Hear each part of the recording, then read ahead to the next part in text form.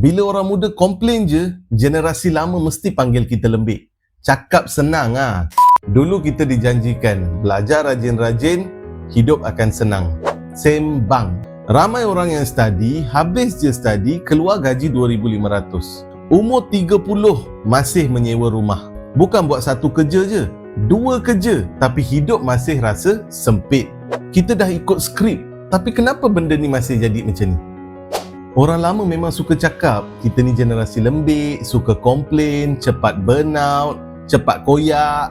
Cakap senang ah, zaman korang mana ada bil phone, mana ada wifi, harga rumah tak melambung, sewa rumah murah, beli kereta pun murah, apa lagi macam-macam. Nak beli emas murah, nak beli tanah murah, semua benda murah. Sekarang, satu ekor ayam RM25 ke RM30. Seekor! Siapa yang buat aku ni? Aku marah! Ini bukan generasi malas tau.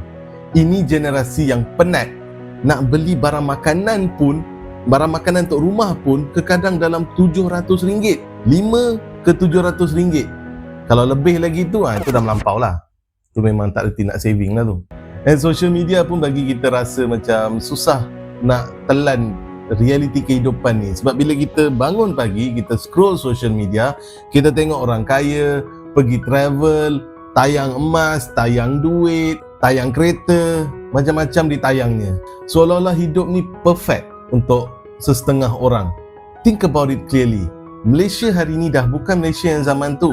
Zaman tu satu gaji dah cukup dah untuk hidup, lepas tu siap nak pergi travelling sikit-sikit, raya dah boleh balik, lepas tu dah boleh travel, you know, you can do stuff. Zaman ni, mak dengan bapak bekerja pun tak tentu cukup. Sempit kehidupan walaupun 2 gaji. Sebenarnya, ramai orang muda dah tak nampak future dorang. Ramai dah hilang semangat dalam hati, dalam diri dorang tu. Kerja macam robot every single day just to survive. Instead of living their life, they are just surviving their lives. That's a problem, man. Dan sebab ni lah orang muda dekat Malaysia ni marah. Bukan sebab diorang lemah, sebab diorang sedar yang diorang tak hidup, diorang hanya survive.